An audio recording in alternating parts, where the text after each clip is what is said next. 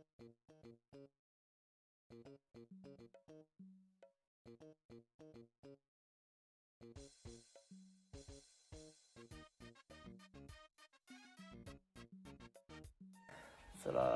warahmatullahi wabarakatuh. Alhamdulillahirabbil alamin wa bihi nasta'in wa ala umuri dunya waddin. Wassalatu wassalamu ala asyrafil anbiya'i wal mursalin wa ala alihi washabihi ajma'in amma ba'du. Alhamdulillah. Perkenalkan dulu, nama saya Muhammad Putra Perdana. Ada di kelompok 1 Ilmul Quran 2 tentang tafsir, tafwid dan takwil. Langsung saja saya ingin menjelaskan tentang makna tafsir dan juga syarh tafsir. Tafsir dalam bahasa yaitu adalah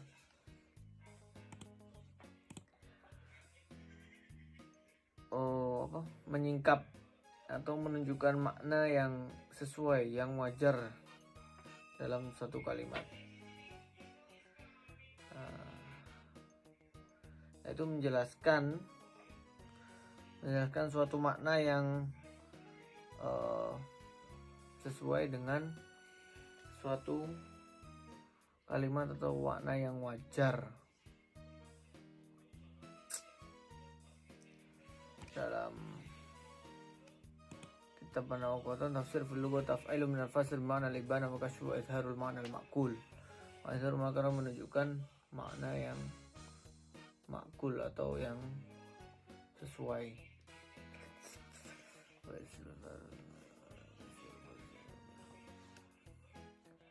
Ya, seperti itu.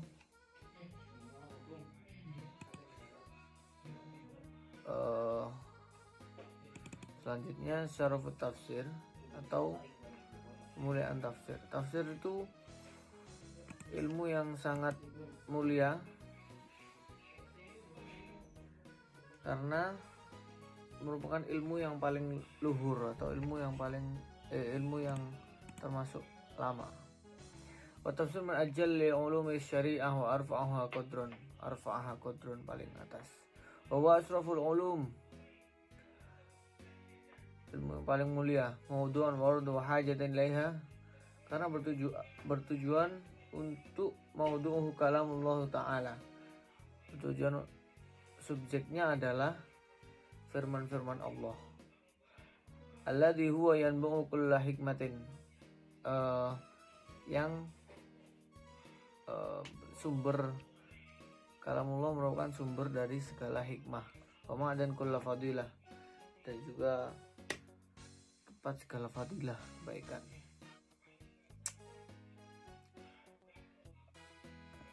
Wal wusulu ila sa'ada al-haqiqi li'anna al-gharad minhu huwa al-i'tisam bil urwatil wusqa, karena tujuan adalah untuk berpegang pada ikatan yang paling wusqa dan paling dapat dipercaya, dan untuk mencapai kebahagiaan sejati, ila sa'adah al-haqiqi. Wa anna mastadas al-haja ilaha li anna kulla kamalid dini aw dunyawi la budda wa yakuna muwafiqan li syar'i.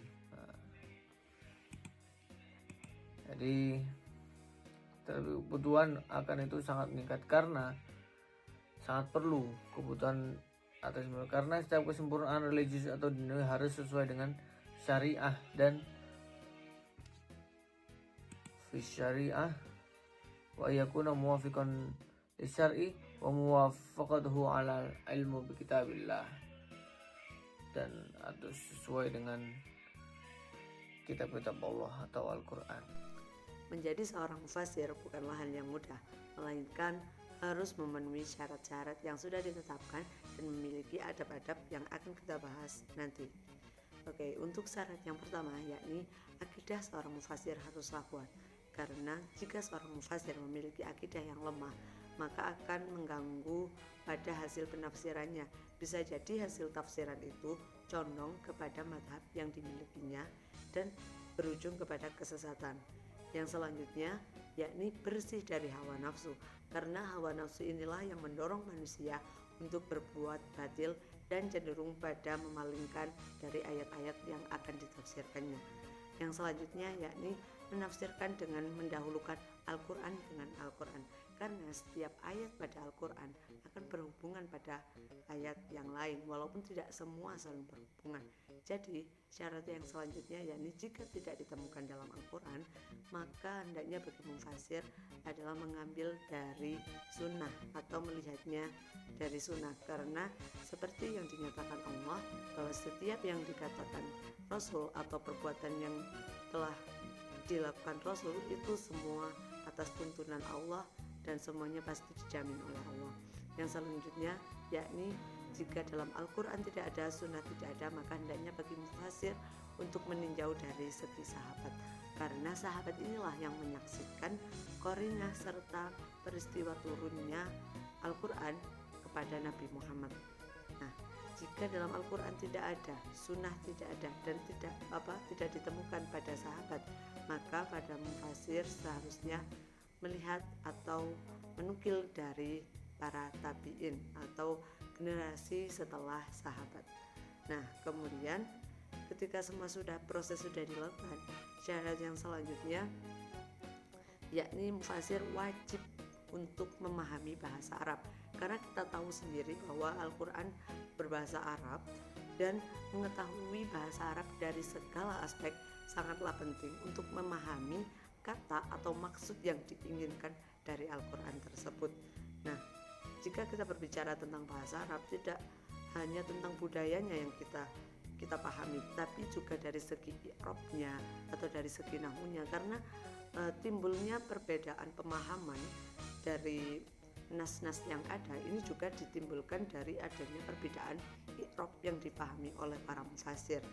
Nah, kemudian syarat selanjutnya yakni mengetahui pokok-pokok ilmu yang berhubungan dengan Al-Quran, seperti ilmu qiraat, kemudian ilmu seperti yang kita pelajari sekarang, ilmu Qur'annya juga harus kuat, kemudian ilmu seperti fikih dan yang lainnya. Dan syarat yang terakhir yakni harus memiliki pemahaman yang cermat agar tafsir yang dihasilkan sesuai dengan syariat yang sudah berjalan, karena mustahil jika penafsiran yang lahir dari seorang mufasir itu kontra atau tidak sejalan dengan syariat. Dapat dipastikan maksudnya harus dipertanyakan dari mana tafsir yang dia ungkapkan tersebut, yang dia hasilkan, kok bisa tidak sejalan dengan syariat, apakah ada yang keliru dalam dirinya. Maka dari itu kecermatan untuk menukil, kecermatan untuk memberikan makna itu sangat penting, karena juga setiap apa yang ditafsirkan itu bisa berimbas juga kepada hukum.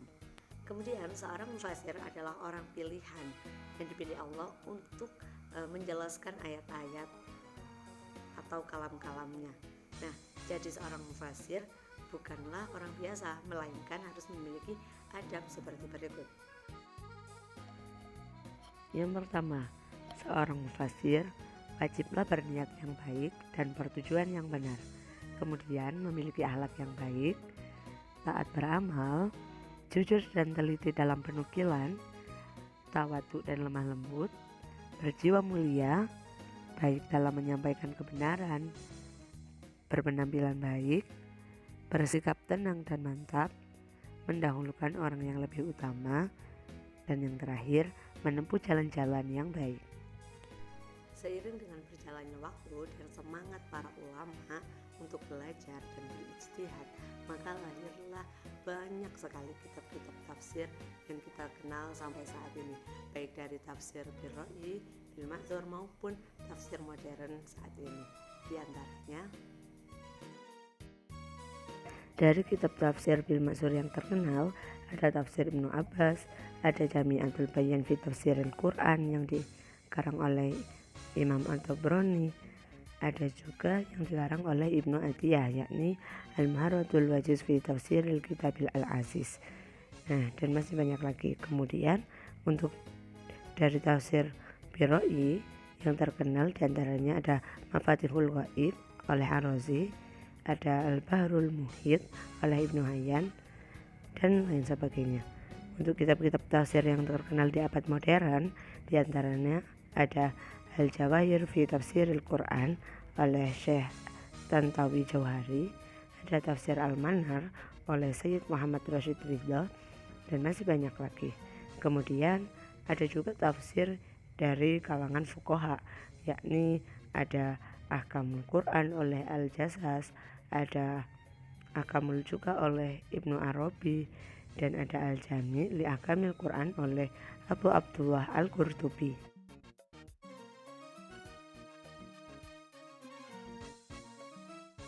Kita tahu bahwasanya di setiap pembahasan itu pasti ada definisi dari segi lughawi dan istilahnya. Maka saya akan mulai dari segi lughawi kemudian istilahnya.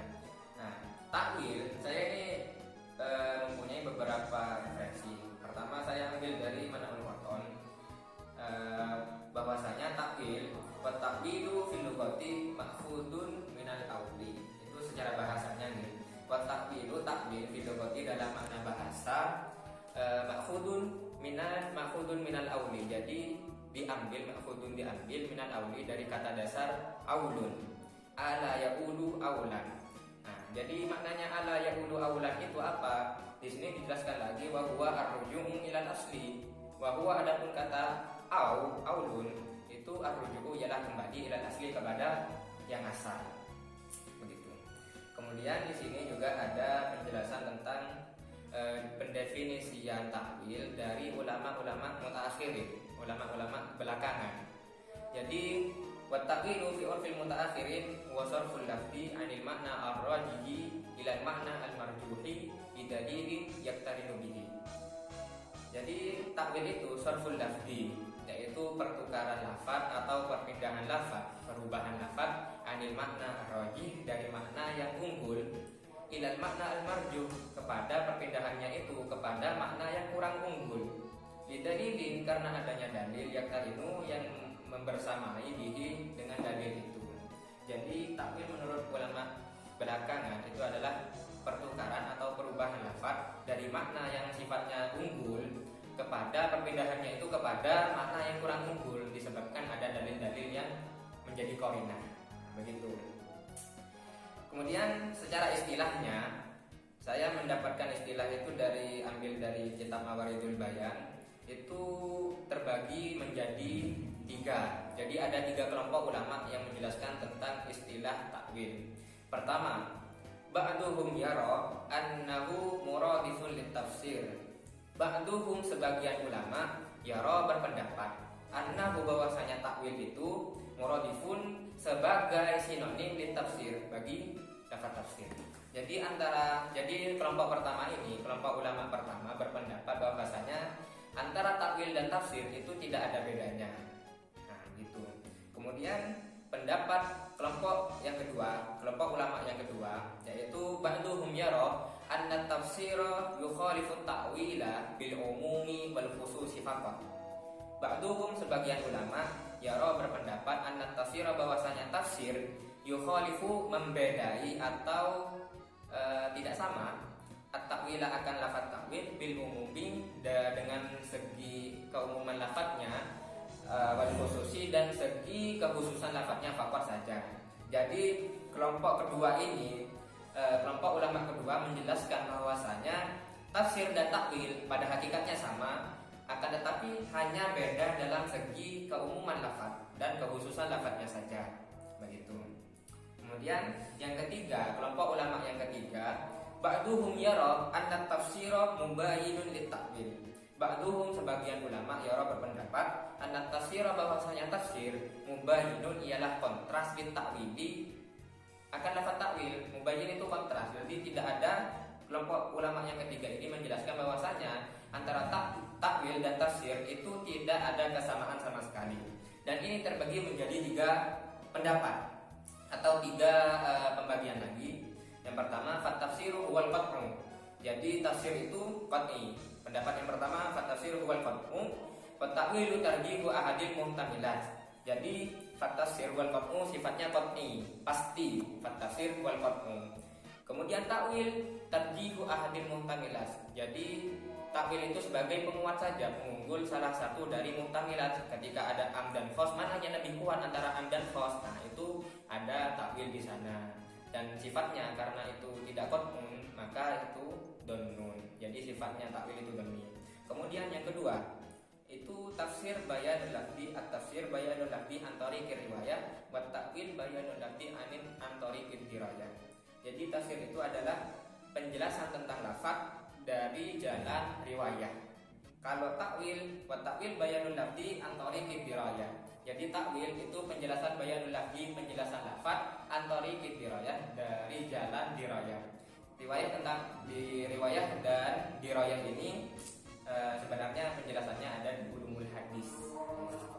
Kemudian yang ketiga terakhir, at-tafsir huwa bayanul ma'ani allati tustafadu min wad'il ibarah. Wa ta'wil huwa bayanul ma'ani allati tustafadu bi tariqil isyarah.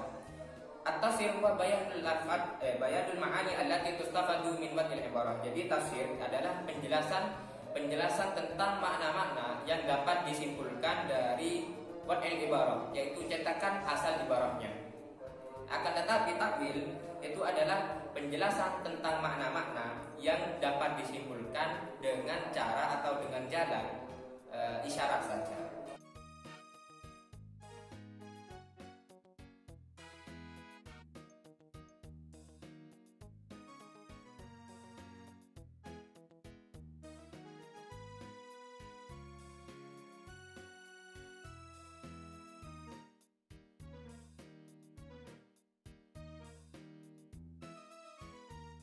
Tafwid secara bahasa, dari segi bahasa, berasal dari kata fawwadha.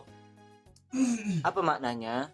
Maknanya yakni mengembalikan suatu urusan atau perkara kepada asalnya, yang mana asal ini menjadi penentu, yakni al-hakim terhadap urusan atau perkara tersebut.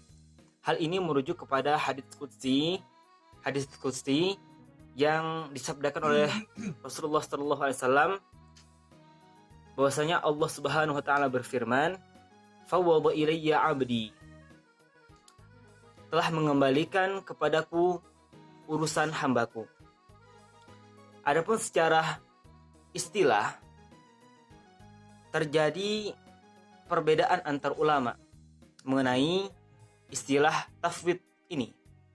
Akan tetapi pengertian yang dapat diterima dan sesuai dengan prinsip syariat Islam, yakni bahwasannya tafwid adalah menyerahkan makna ayat al-mutasyabbihat kepada Allah Subhanahu wa taala. Demikian, mohon maaf atas segala kesalahan, kekurangan. Akhirul kalam.